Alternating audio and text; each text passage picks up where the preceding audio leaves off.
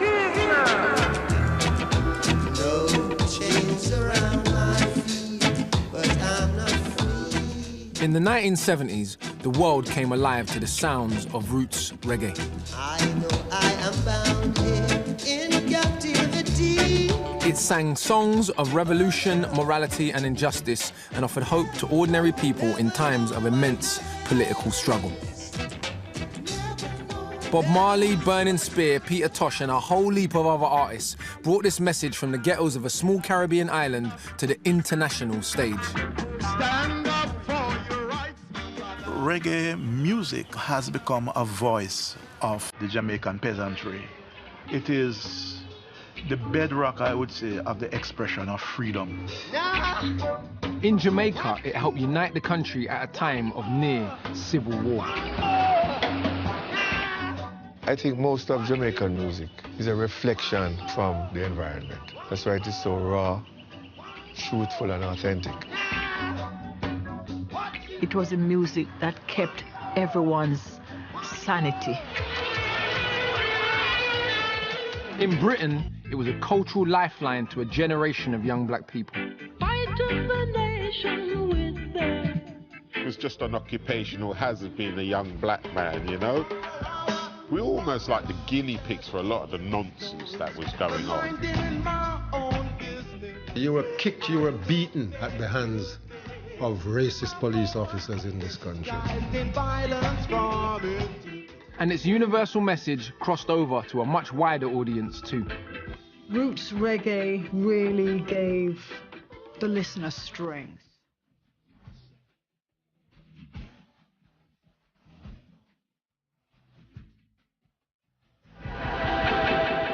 Really? Is the sign that I'm missing? Roots reggae has been a huge influence on everything I do as a musician, poet and political commentator. We said only working class people are racist. Do me a favour. We've been on this thing for so long now. Even though I was born 2 years after Bob Marley died, like loads of people my age, I've grown up with this music. But it's something I've always taken for granted. So I want to journey much deeper into this culture that's been such an integral part of my life.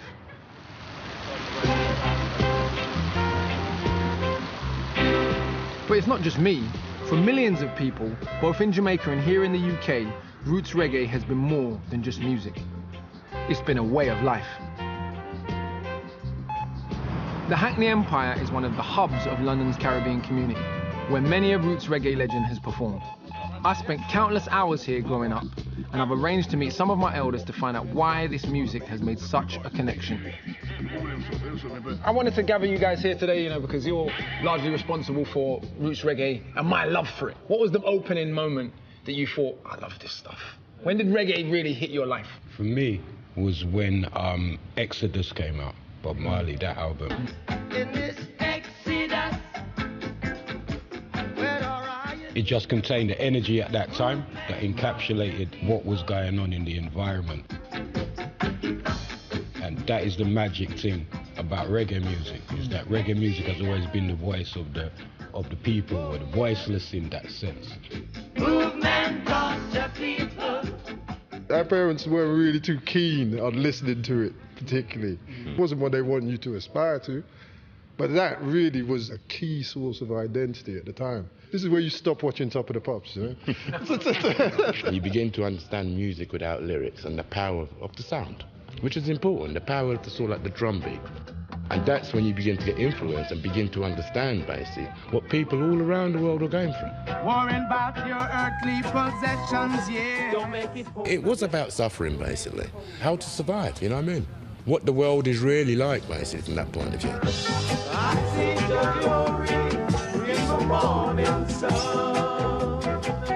You know, it was great to get some of my elders together in the same space at the same time. What really struck me the most was this sense that reggae music was so powerful, so forceful, that it remade an entire generation's identity, to the point where, you know, 40 years later, it's still impacted the way they see themselves right up until this very day.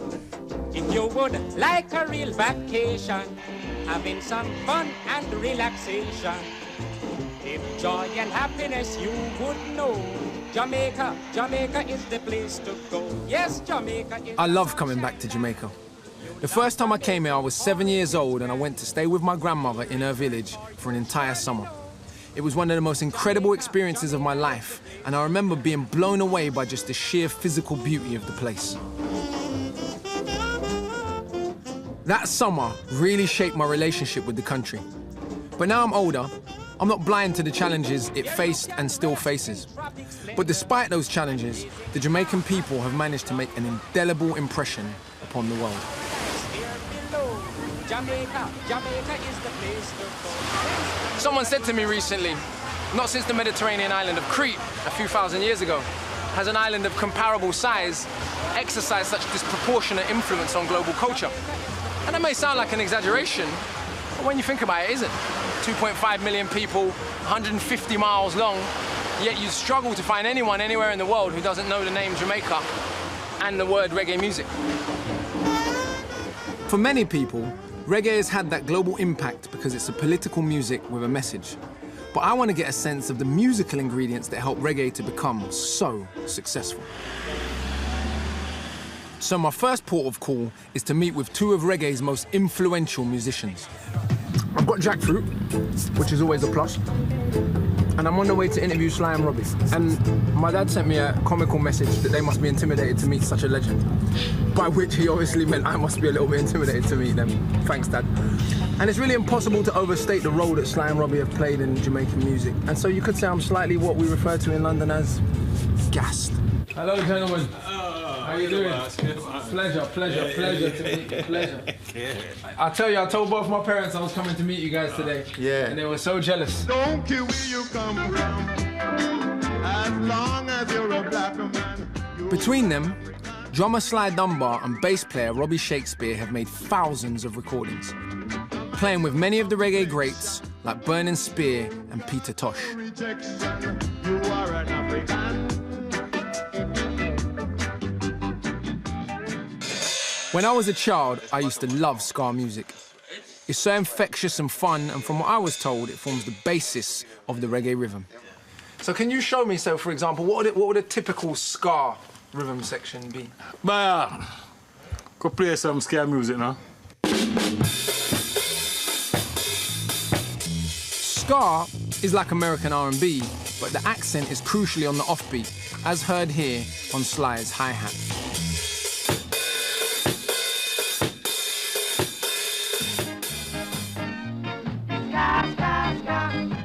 The recording industry here didn't really start until the 1950s, and in the early 1960s, ska really took off. But one of the notable things about Jamaican music is that it's always evolving, and by the mid-60s, the rhythm changed again into rocksteady. And so what about rocksteady then? What would define rocksteady from ska musically? Could you show me a different... It kept that offbeat rhythm, but it was slower. Some people say to make it easier to dance to. Better get ready, come to rocksteady.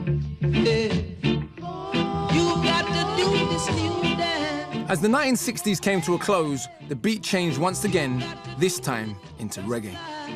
The bass now start more, you know, in charge. Yeah, more melodic as well. It's like the bass is leading, right? And the whole vibe of it just completely changes when you literally, it's completely different. Yeah.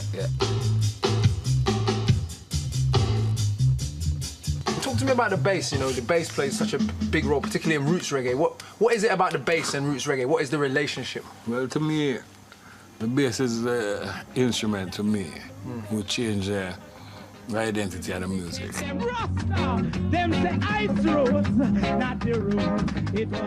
And as the reggae era entered the 1970s, the bass, as well as the political message, became the foundation for the roots music that would dominate the decade.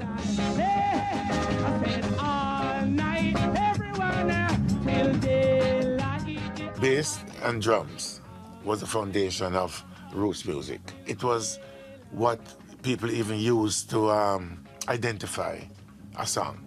Even though the song was named something else, they would say, like, Fatty Fatty bass line, or the Book of Rules bass line, you know? Because the line, the bass line, it was the driving force of the music.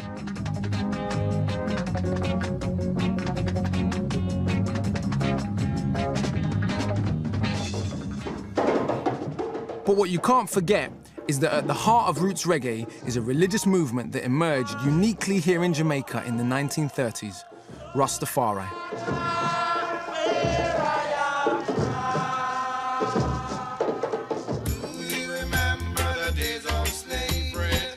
Most of the roots reggae artists I grew up listening to sang about Rastafari. Those records told me of a stolen African identity and of slavery and colonialism. Do you remember the days of slavery? From the 16th century, millions of Africans were brought over to work as slaves, forced into brutal hard labor by the Spanish and then the British. The University of the West Indies has been built on the site of two old sugar plantations. Do you remember the days of slavery? I've come to meet one of Jamaica's leading academics to see how Rastafari fits into the story of enslavement. What were the conditions like on these two plantations and in slave plantations of Jamaica more generally? Bad. You know, I mean, you take human beings, you try to turn them into objects. People resist. Jamaica is one of the countries in the Caribbean that had the most slave rebellions. And so it was a constant fight. And how does this history of oppression pave the way for Rastafari in Jamaica? Yeah, well, Rastafari became, in the early 20th century, a manifestation of this spirit of resistance. So it is that whole history of enslavement, oppression, exploitation of labor that we see going right through into the 20th century. And that is what propelled the emergence of Rastafari. After nearly 400 years of slavery, over 90% of the Jamaican population was of African origin. That's a whole nation existing on an island, knowing that their original home was thousands of miles away on the other side of the ocean. And of course, living under colonial rule meant they were forced to adopt their oppressors' customs. Many African cultures were lost. Carolyn's taken me to the first Rasta settlement. It really is an extraordinary story. It begins with the Jamaican Marcus Garvey.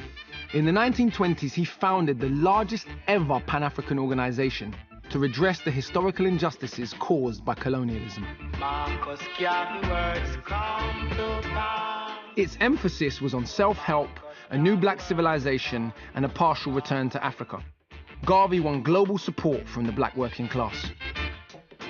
So when he prophesied a black king would be crowned to liberate the African diaspora, some of his Jamaican supporters took this to mean the 1930 coronation of Haile Selassie as the Emperor of Ethiopia. A preacher called Leonard Howell was a member of Garvey's organization, and he believed Emperor Haile Selassie was the Black Messiah returned to Earth, known as Jah. Howell set up a religious commune to worship him, an alternative living space that rejected colonial rule. The movement was called Rastafari, combining Selassie's title and birth name. Yep. That's the end of the step. So, yes. Where are we? Pinnacle, right at the top. Look at the 360-degree view. Wow. So tell me a little bit, what occurred up here? Why is this place so important to Rastafari culture? Well, this is where Leonard Howell brought people out of the ghetto to give them an alternative life. It was a space where people developed a sense of identity as different from the masses of the people left down in Kingston. They were on an elevated plane. By the end of the 1940s, there were 5,000 people living here. Oh, yeah. But I can see why. They'd had their cultural identity stripped. Rastafari tried to rebuild it. But this self-sufficient community that purposely existed outside of colonial rule was seen as a threat to the state. Howell himself was arrested several times for sedition. He was challenging the state, challenging the legitimacy of, you know, the colonial authority, because he was preaching that Jamaica is not home. Revolution. Yeah, revolution. And so he was arrested for being a revolutionary, somebody who was mashing up the system. By 1954, the authorities decided that threat was too great. They destroyed Pinnacle and chucked Howell in prison. It's sad. Today, Howell, like so many other historical figures, seems relatively unknown. this site, they can never erase the fact that Pinnacle represented black power. So let us rejoice. When Pinnacle was destroyed, where did all the early Rastas go? They went back to Trenchtown because that's where they had started from. But it was a loss of a grand vision. And so it took a long time for people to find themselves, build themselves back up, and reggae music became one of the means through which that transformation was accomplished. Let's go to Trenchtown. All right. To me, the purpose of Rasta seems not just religious, but also political, about reconnecting the African diaspora who'd been taught to be ashamed of themselves and their African heritage, who'd suffered slavery and then racism on account of being black, to then reconnect them with their African heritage and say proudly, I'm an African, and furthermore, Africanness is divine, is an incredibly audacious statement. Jamaicans. So right now we're driving through Trenchtown. I mean, it's no secret, this is one of the roughest, most politically divided ghettos on the planet Earth. But at the same time, it's also a place that produced this deeply spiritual, beautiful, loving music. Almost a contradiction in terms, but a testament to human will. This is ground zero for reggae music, but certainly a place that is indispensable to the history of reggae music. It's pretty much the same today as it was back then, with many of reggae's most famous performers living in this area. After the destruction of Pinnacle, many Rastas returned to Trenchtown and began to make their influence felt, mixing with the local musicians. Shortly after the move from Pinnacle, there emerged a person who was to become probably the most influential Rasta drummer, that is Count Ozzy.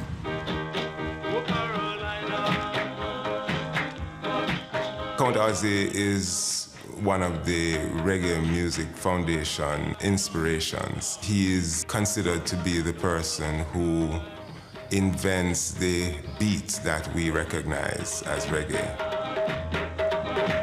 Oh, Carolina aside, back then you really had to look for the Rasta influence in the music, even though by that time many of the musicians had converted to the religion. When you have locks in your head in Jamaica, it's a statement. There's a certain recognition or expectance of a certain consciousness when you put locks on your head. So today, it's much more accepted to look Rasta, but in the early 1960s, it was very different if you had dreadlocks. Rastas were scorned by mainstream Jamaica and thought of as vagrants or even criminals. The Rastas, as they're called, live normal, everyday lives. Leonard wanted us to meet his family. And if his children look wary, it's because they were scared of the camera, not their father. It's a total rejection. Total rejection, because in the early years, I would think that Rasta was a black heart man that would kill you and do bad things to you. This was because of the society that we're living in and the rejection for the so-called Rasta man then. But not everybody in Jamaica thought like that. After the optimism of independence in 1962, poverty was still rife. Thousands converted to Rastafari in search of a spiritual solution to their tough lives. The Jamaican authorities responded much like their colonial predecessors. It all came to a flashpoint when the Prime Minister instructed the police to bring in Rastas dead or alive. Hundreds were beaten and chucked in jail, and some even killed. Meanwhile, on the other side of the island, Jamaica's elite and foreign tourists were living it up, as always. Montego Bay, Jamaica, the last word in luxury tourism in the Caribbean. $1,500 to do nothing at all. That's right. Is it worth it? Sure. Thank you very much, sir. You're welcome, sir. Despite the persecution, Rastafari was getting more and more popular. The Jamaican recording industry didn't yet reflect this. Some perhaps thought it was too controversial to release Rasta-inspired music. Plus, the good time ska was proving very profitable and gaining a global audience.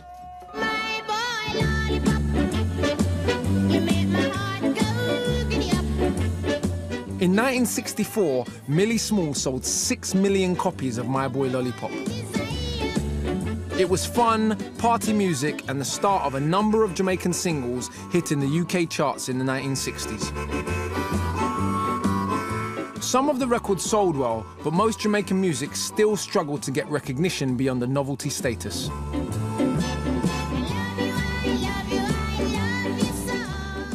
Michael Riley was in the reggae band Steel Pulse, and he's an academic in Black British music. He was a kid in the 60s, and at the Black Cultural Archives in Brixton, he tells me, apart from the odd hit record, it was really hard to hear Jamaican music on the radio back then. How did the broadcasting establishment in Britain respond to Jamaican music? Well, when you say UK broadcasters, back in the day, there's one main broadcaster, which is the BBC, which was considered the beast, the enemy. You're not going to get played by the beast because it has no affinity for your music. If you didn't get radio, you couldn't chart. If you didn't get radio, you couldn't get into press. So it was one way of suppressing the music. For kids like Michael, growing up in a society that seemed to deny you access to your heritage must have been hard. I get the distinct impression that sort of rejection extended way beyond just music and radio and more was a reaction to post-war Commonwealth migration. Even the teachers being racist in terms of, so what would you like to be when you leave school, Michael? And I went, pilot. No, seriously, Michael, what would you like to be? And I went, I am being serious. Don't be difficult. I'm not being difficult, I'm simply answering the question. And for some of us, that meant that whatever is said, we're going to make it so. We're going to make it. You say, I'm not going to be a pilot, I'm going to be a pilot. That's it. You guys have had it a lot easier. Well, I don't know about having it easy, but my generation may not have experienced the same degree of alienation that Michael's did. The music for them must have been vital in providing some sort of link back to where you came from. So I can imagine that when that music begins to tell you where you came from, it must really have resonated. And there was one event in Jamaica that inspired that message to appear in the music. Emperor El Selassie. In 1966, the Ethiopian Emperor Haile Selassie was invited to Jamaica for a state visit. A crowd of 100,000 people greeted him at the airport, many of them Rastafarians. It seems the Jamaican authorities were surprised by the degree of support that Selassie had among their population.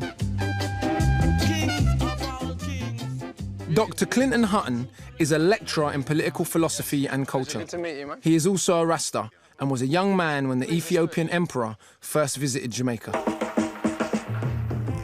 You can't write the history of post-colonial Jamaican society without writing about the impact of the visit of His Majesty. That visit was a major juncture in post-independent Jamaican society. A crowd never before seen in the history of the country gathered to meet a man in which a section of the Jamaican people see as the Almighty, as God. No government could have ignored that. For the followers of the Rastafari faith, it was the equivalent of Christ returning to earth. For everyone else, it showed Rastafari was a real religion and it was growing. The Rastafarians played a critical role in the development of Jamaican music post-Selassie visits. A whole pantheon of people started to wear dreadlocks in music.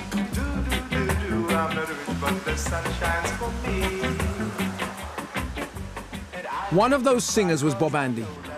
He'd been recording since the early 60s, but after the Haile Selassie visit, his music changed. Yes, sir. Akala. Greetings. How you doing? Great. He's one of roots reggae's pioneers, and I went to meet him at his home in uptown Kingston. What impact do you think that visit had on Jamaica as a country? For those who see His Majesty as God, God had arrived in the flesh. So you could argue it was sort of like almost like a unifying event for Jamaica? It was, definitely was. Yeah. And it gave a certain amount of validity to the Rastafari, new Rastafarian movement. Which it hadn't had up to that point? It was questioned.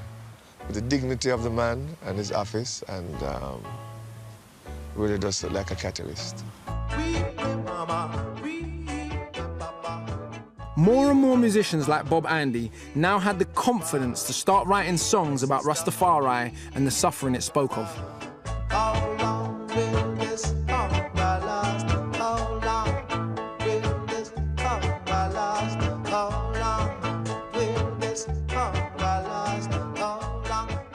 I think most of Jamaican music is a reflection from the environment.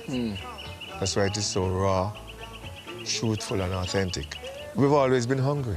We're always broke. And so you sing about what you know. As the reggae era developed in the late 1960s, conscious-minded groups and singers began to emerge from the tough streets of Trenchtown. Harmony trio the Abyssinians set the template with the soulful Rasta anthem Sata Masagana, which means give thanks in the Amharic language.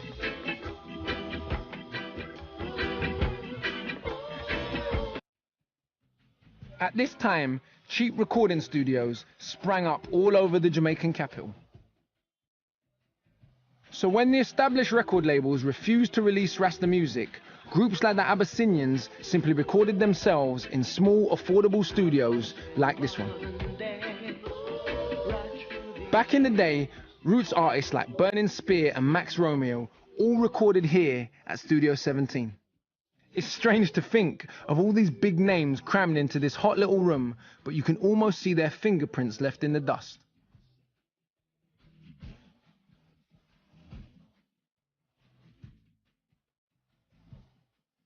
This is called a lathe, aka a Scully, aka a master dub machine. So the way it would work is songs would be recorded right here, bounce off, one-stop shop, boom. So if you're cutting a dub plate, which is a one-off special for a DJ, you could just press it right there and go play it. Or they would cut the master record that they would make all the copies for right here. So it's sort of a one-stop shop, record shop, recording studio, and a pressing plant all rolled into one. So a very entrepreneurial spirit. This is the way things were done. Anyway, I need to go find a towel to wipe this sweat.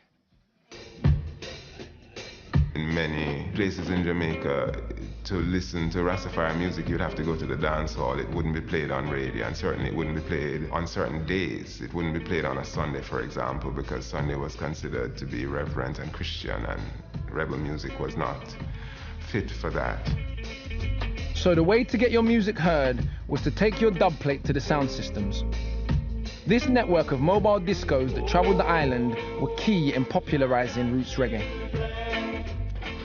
They gave rise to the DJ or toaster, some of whom became superstars chatting Rasta themes over the speakers. And there's only one person to tell me about all of that, Big Youth. I went to his neighborhood in the center of Kingston. As a pioneer DJ, talk to me about what that means. For people who don't know, what is a DJ in Jamaican music culture? All right. A DJ was really like the preacher, the teacher. Okay. Yes, teacher. Oh, no. Yeah. Back in the days, like, it was a lot of yeah, and this yeah, and baby. Ain't no message. Yeah.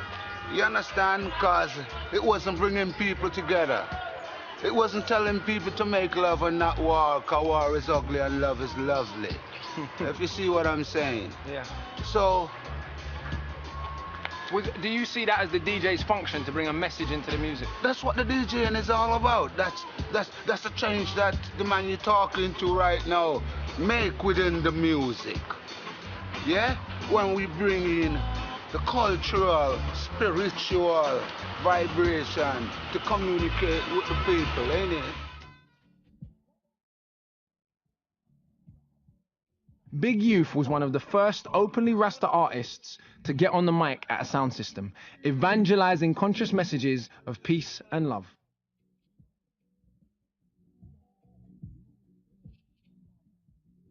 His Screaming Target album was one of the biggest selling records of 1972.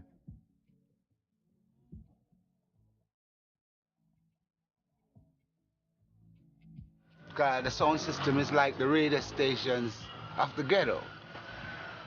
That's where people can come and gather and gain knowledge, morality. You understand? Reggae music is a thing that brings family together, brings people together. Led by Big Youth, the DJ scene took Jamaica into the roots reggae era, often employing a new production style called dub as the platform for the lyrics. But it was ultimately a singing group who took Rasta and reggae to the world. Every time I hear the clocks and the whips, Bob Marley and the Wailers were already a famous ska act, but by the end of the 1960s, they were growing their dreadlocks and writing catchy reggae songs about ghetto life, Rastafari, and Pan-Africanism. Good God, I think it's illiteracy. It's all a machine that make money slave. I cannot remember who else came on with strong, positive, conscious lyrics like the Wailers.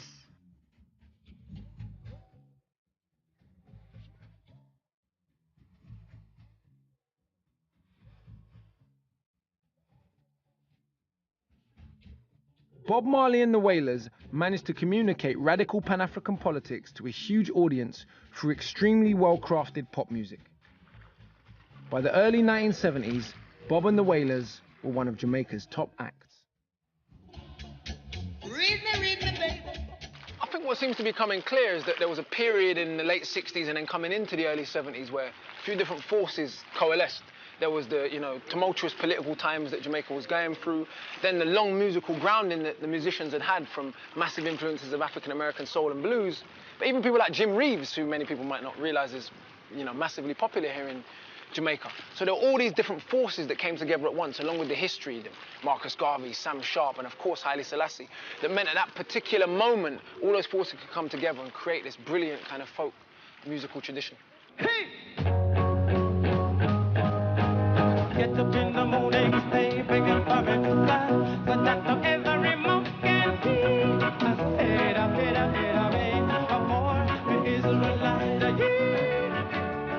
Now this Desmond Dekker track is one of the big reggae tunes I grew up with. I really love this record, and it's one of the reggae songs that made it big in Britain at the end of the 1960s.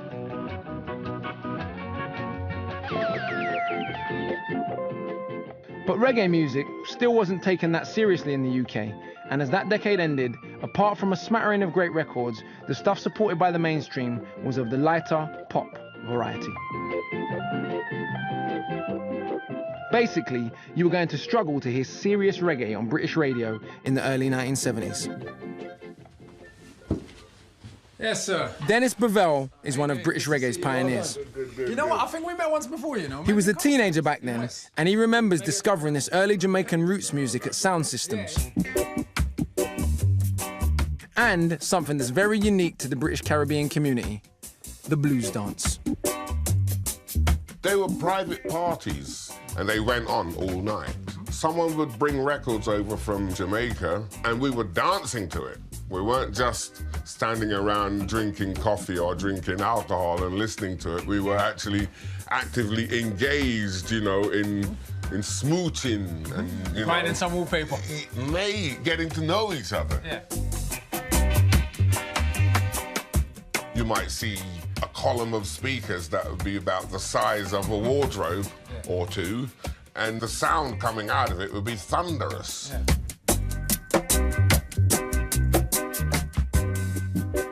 Through the blues parties and sound systems, you'd get to hear early roots acts like Bob Marley and the Wailers, Big Youth and Burning Spear.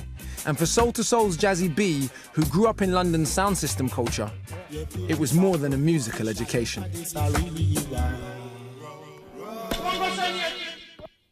It was about information. A lot of it was talking about Rasta and our culture and our history, so a lot of us were picking up things basically, literally just off a record before most of us started to read books or even get into books. Because for most guys growing up in those days, reading books and stuff was a little bit like kryptonite, It was an interesting thing, the whole educational system and what we were striving for. But equally in saying that, all the information was there. Through music, it seemed to transcend a little bit easier. Through blues dances, people outside of the Caribbean diaspora were properly introduced to Jamaican music for the first time. Future punks, the Ruts, were among them. As a teenager, I started getting invited to blues parties. And, in houses where bath full of beer, couple of bob at the door, all the furniture would be gone and there'd be speakers in all the rooms. I'm telling this for the viewers because you don't know what a blues party is. Been to a couple of them. Yeah. But what was a real eye-opener for me was that there'd be aunties and grannies, and the music would start, and everyone would be getting down, and it would be like freedom, you know, free, about to express themselves, bit of sexuality in the dancing, and I thought, wow. It was through sound systems and blues parties that roots reggae began to build up a grassroots following on the streets of Britain. But it was Bob Marley and the Wailers that would really break through.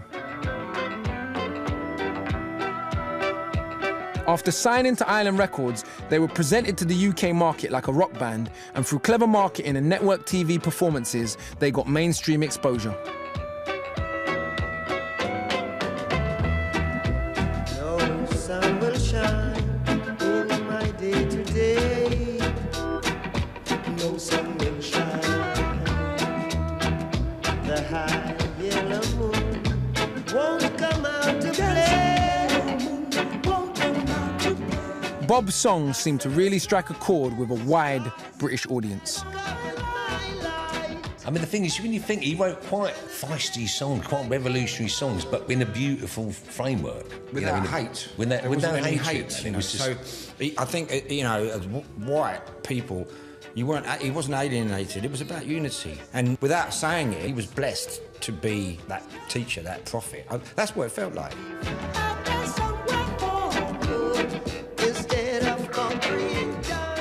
After Eric Clapton's international hit version of Bob's I Shot the Sheriff, the Wailers were getting pretty famous. By the time Bob played London's Lyceum as a solo artist in 1975, he was a superstar. All the way from Trenchtown, Jamaica, Bob Marley, the Wailers, come on! Marcia Griffiths was on that journey with Bob, singing backing vocals.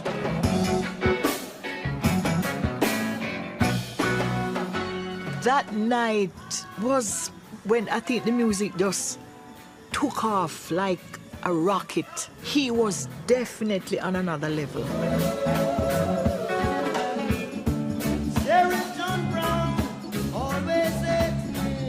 This is the man that has come to really spread the gospel of reggae music and take it to the four corners of the earth. That was one of the moments that I realized that this is bigger than us, much bigger and much deeper. Bob Marley brought the red, gold and green, dreadlocks and Rastafari to international attention. A whole heap of new artists followed in Bob's footsteps, bringing with them some serious protest music.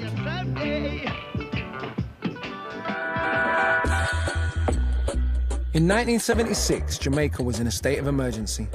The economy was a disaster, and the election year brought with it violence that divided the nation. It devastated Kingston.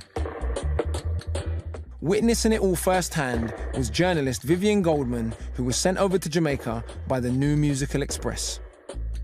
Jamaica in the mid-70s was a very volatile place because a lot of it would happen downtown in the places with little sanitation, no street lights and no education, but guns. It just seemed like human life was of so little account. It's always tribal and rival, gunshots firing in the street. You have to be ducking. Even though it's happening now, you don't even have to duck too much. They come and hold you and kill you. Because it's the same injustice. Yes?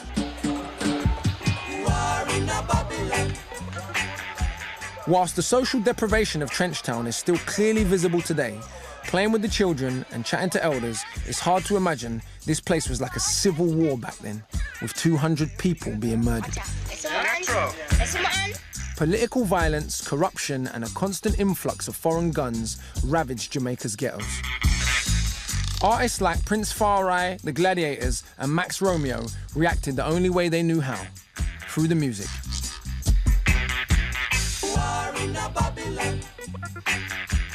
They inspired and gave meaning to the lives of many people, and this was a transmission of a powerful vibe for survival. Even if you were wearing, you know, shoes with the soles flapping off, you know, you could have a spark in your spirit, then the music gave you that sense of worth. This is 1976. We don't want no more war. People weren't listening to the government. They were listening to the message in the music. The Prime Minister desperately needed that connection, so he asked Bob Marley to headline a peace concert. Bob's backing singer Marcia felt mixing music and politics was dangerous. I felt something in the air that was not right. And I am at the rehearsal every single night for this particular political concert. And the one night I left, I told Bob that I had a concert in New York, which I never did, but I had visions of things happening. Marcia was right. 2 days before the concert, gunmen burst into Bob's home. His manager and wife were shot, as was Bob, the bullet missing his heart by inches. You never saw the gunman? Well, at that time, no. But you know who did it? You ever know them? Were they caught? No, but I don't call the police. It's just, one thing. It was sad. It was, but it was celebratory. It was highly celebrated because he survived. And came back to perform just a couple of days later. Yes, Do you think that increased Bob Marley's status almost as a messiah to get shot and then perform 2 days later? Not knowing whether the gunmen who tried to kill you are stood right there in the audience? I'm sure all of that added up. Became a component, a valuable component. Almost give him a mythical quality, almost. Yes, it's... The bulletproof Rastaman. Yes.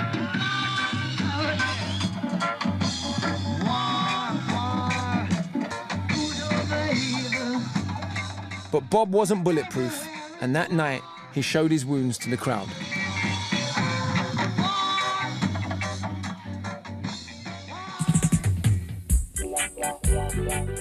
After that Smile concert, Bob left Jamaica for London and didn't return home for nearly 2 years. Just thinking about that shooting 40 years later, the idea that a country's most famous star, their national hero, could nearly be murdered, it must have felt like nobody was safe. But back in Britain, we were having problems of our own. The second half of the 1970s saw the rise of the National Front and racist policing tactics that would eventually culminate in a series of riots. Roots reggae became the soundtrack to all of this, and I wanted to find out from my relatives what this music meant to them at that time. I think a lot of my generation are fortunate to not have fought some of the battles that your generation fought. But in that moment when Roots Reggae arrived, what was it like being a young black male? On top of that, maybe you've got dreadlocks in your head. On top of that, maybe a Rasta. What was that melting pot of forces kind of like in 1970s UK? I mean, in terms of the reggae music, I think that gave very available identity and standard to stand behind, or to rally around, more like. You know what I mean? For a lot of black people, it was an immediately unifying force. You could be in the deepest amount of trouble, you would hear that tune, and suddenly for them 3 minutes or whatever it was, you would feel better. It just had that uplifting impact. Uplifting, you know what I mean? You saw a lot of people embracing reggae for the first time, not just black people. It became a very popular force and a symbol of rebellion. Black musicians in Britain began to use roots reggae as a means of expression for what they were experiencing on the streets. Brothers and sisters rocking, a dread beat pulsing fire.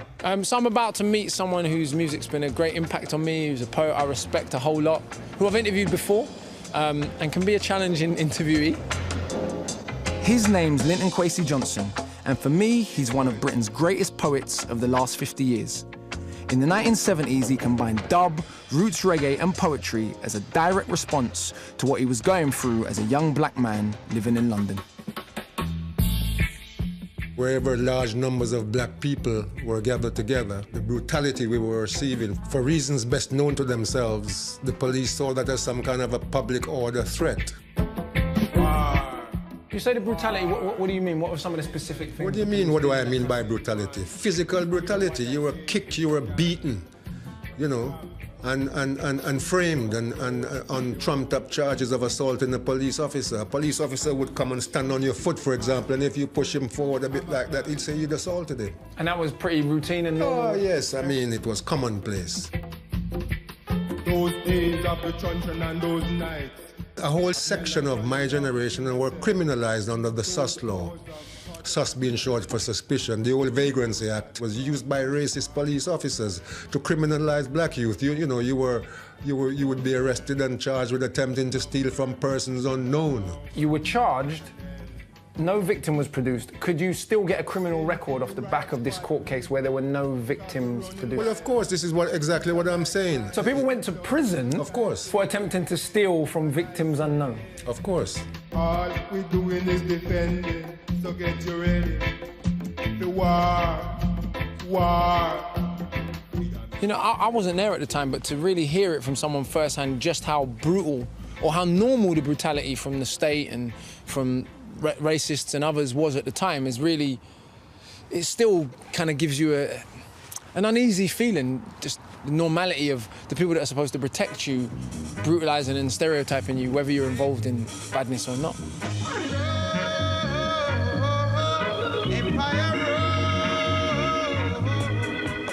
In the second half of the 1970s, a wave of roots reggae bands emerged in Britain. Many of them came from London, like Aswad, Misty and Roots, and Matumbi.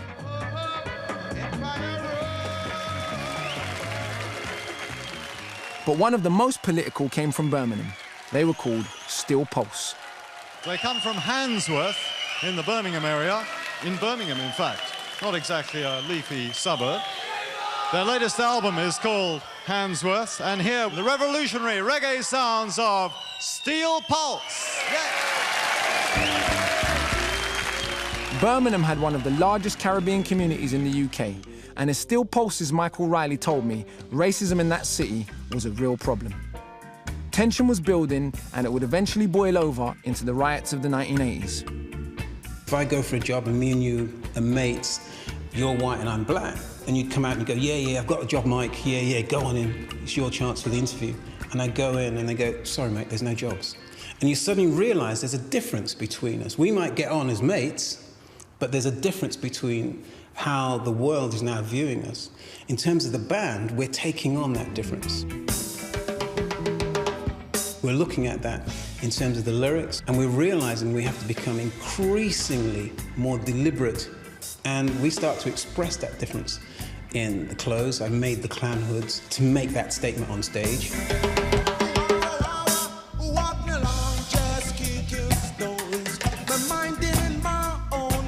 When that Ku Klux Klan single came out, I was like, wow, this is so radical, really, and the way they dressed. Whoa, this is proper rebel music. Music. We had to find our own identity, and we had to accept our Britishness. There's a point at which we said, look, we can't fake being Jamaican anymore. It doesn't work. We are who we are, and we should embrace that. This is our sound. It's a British roots reggae band. End of.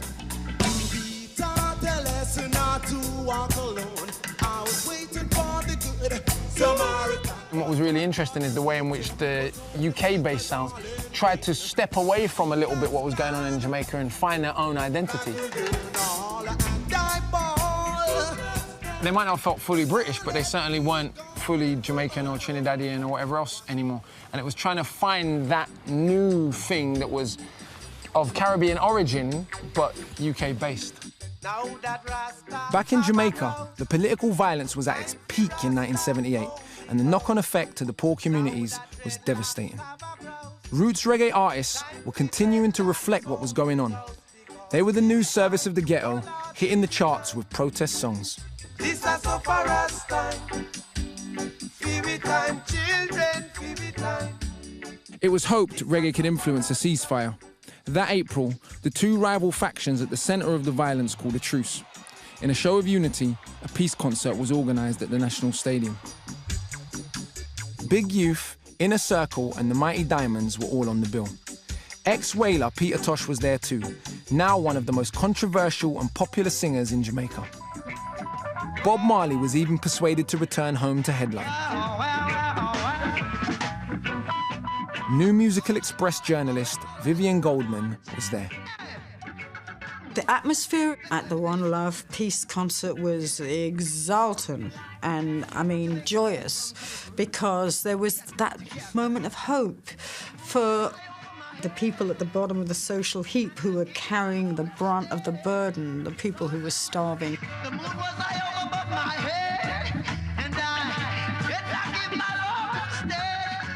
Vivian was lucky enough to witness one of the most dramatic events in Jamaican political history.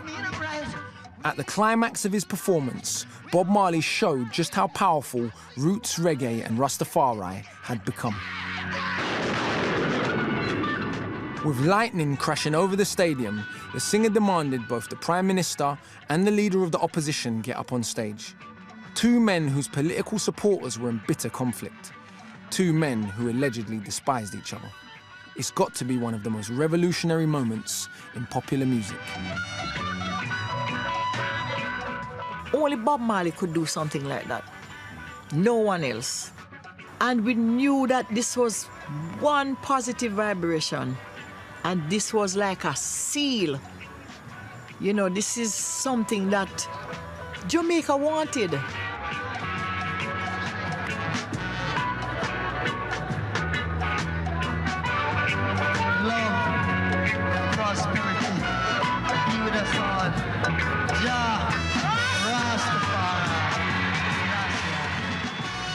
The prospect of peace, you know, the bonfires burned all night in the downtown areas, and cousins who'd been at war with each other were able to embrace. Oh, it was a fantastic sense of release.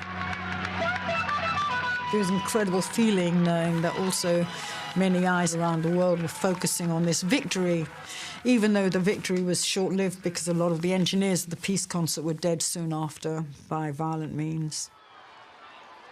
Looking at the stadium today, it's sad to think that a concert that promised so much hope ended up as just a break in the violence.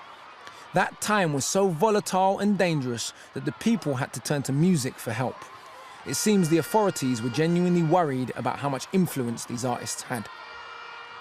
That same concert, Peter Tosh spent half an hour haranguing the Prime Minister, the police, and the authorities about the political situation right to their faces.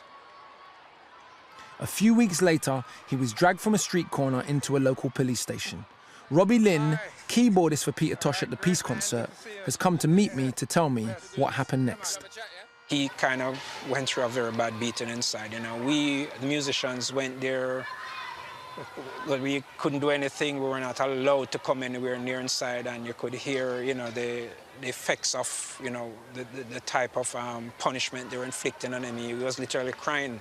Even Bob Marley was called. He came to the station, you know. We figured that he might have had some sort of influence. You know, Pete was always going to be controversial anyhow, because he always had something to say. For a moment, roots reggae had the power to halt the violence, but in reality, the problem was just too big. Add a huge international debt into the mix, and Jamaica's problems got much worse.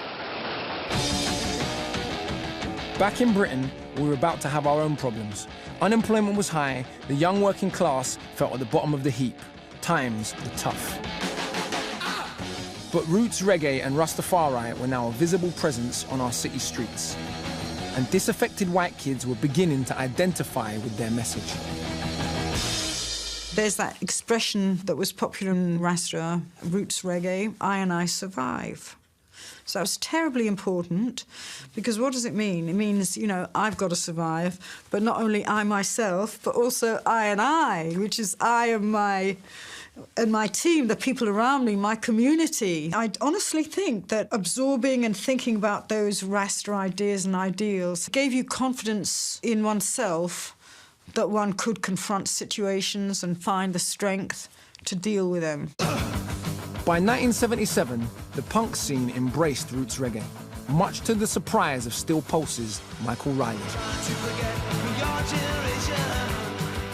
Yeah, we totally get what you're saying, Mike. And I go, really? And then you sit down and talk to them, and actually they did understand. They were equally disenfranchised from the system. They started to quote Babylon this, Babylon that, in the same way. And you go, what do you know about Babylon? And they'd give you lock, stock and barrel of how they're disconnected and they're fighting the system.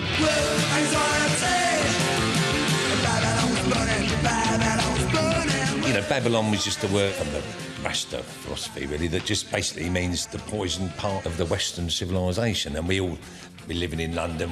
One could argue we lived in Babylon, and it was burning because people were fed up with it.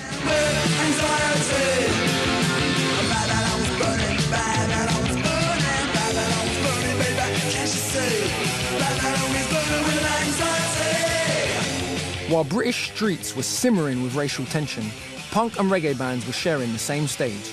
Really the first time black and white musicians had mixed on this scale. The feeling, I'm remembering it, you know, of being in a room with a black band playing, a reggae band playing, a punk band playing, and everybody bopping about. Fantastic feeling, you know, and I think that it showed that you could do that. By the end of the 1970s, it seemed reggae and Rasta were everywhere. Bob Marley was a superstar, punk bands like The Clash were covering roots reggae songs and having top 10 hits. Every record company now wanted a piece of the action.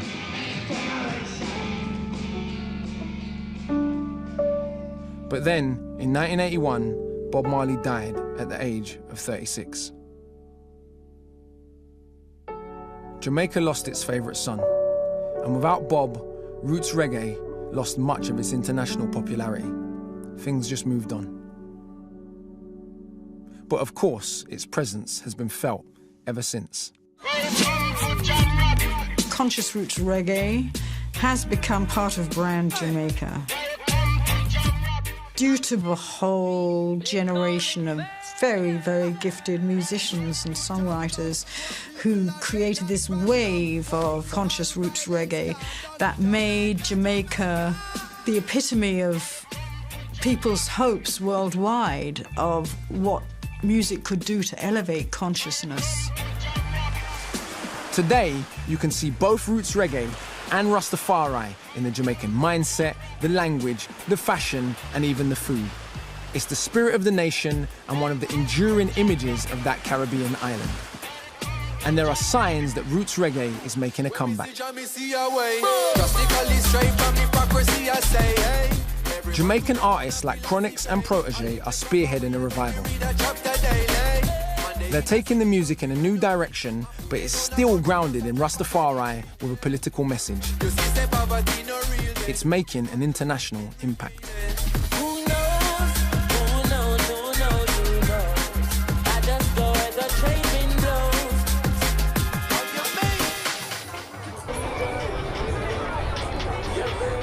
So through doing this documentary, I really got an even deeper sense of just how much roots reggae music wasn't just music, it was a form of news and a shaper of identities. And when you look at the impact it had here in the UK in the 70s, that's exactly what it did. It shaped an entire generation's worldview.